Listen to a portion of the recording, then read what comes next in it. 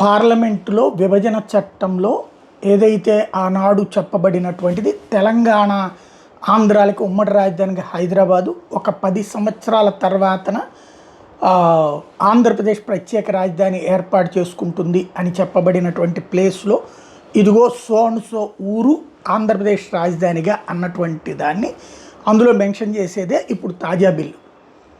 రాష్ట్రాలకి ఉన్నటువంటి రాజధాని అధికారాన్ని కేంద్రం తీసుకోదు. కేంద్రం నుంచి కేంద్రం ఆ ముక్క ఆల్రెడీ ఇదివరకు అఫిడవిట్లో కూడా పెట్టేసి ఈ మార్చకూడదా అంటే మార్చచ్చు, మార్చకూడదు. అసలు ఒకసారి ఫిక్స్ చేశాక ఎవడు మార్చడు. ఇదివరకు మార్చాలనుకున్నది అప్పుడు ఫిక్స్ కాలేదు. నేను ఆ రోజునే చెప్పాను, రాజధాని అప్పుడు అమరావతిని డిసైడ్ చేయలేదు. ఇక్కడ మనం మాట్లాడుతున్నాం అసలు అమరావతి నగరమే తయారు చేయలేదు. పైగా హైదరాబాద్ ఉమ్మడి రాజధానిగా ఉంది అన్నట్టు. రాజధాని లేని రాష్ట్రం అంటూ 5 ఏళ్ళు హడావిడి చేశారు. రాజధాని లేని రాష్ట్రం కాదు, హైదరాబాద్ రాజధానిగా ఉన్న రాష్ట్రం. Amaravati to be capital. ఇప్పుడు అదే నేను 1,00,000 సార్లు మాట్లాడిన మాటని అమ్మలక్కల్ని తిడతా పెట్టినటువంటి దానికి ఇప్పుడు క్లారిటీ వచ్చింది కదా. ఇది నెంబర్ 1.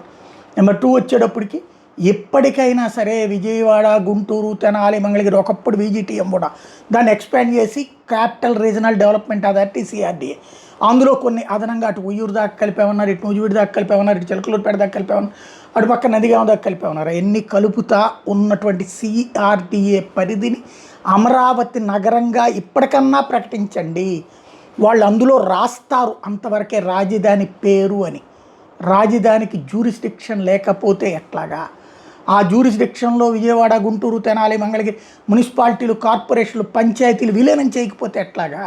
విలీనం చేయకుండా నగరం ఏర్పాటు చేయకపోతే ఎట్లాగా? ఊరికి అమరావతిని రాసుకుంటే అమరలింగేశ్వర స్వామి టెంపుల్ ఉన్న అమరావతి మిగులుతుంది. ఇది ఇప్పటికైనా ఒక బాధ్యతాయుతమైన పని చెయ్యండి.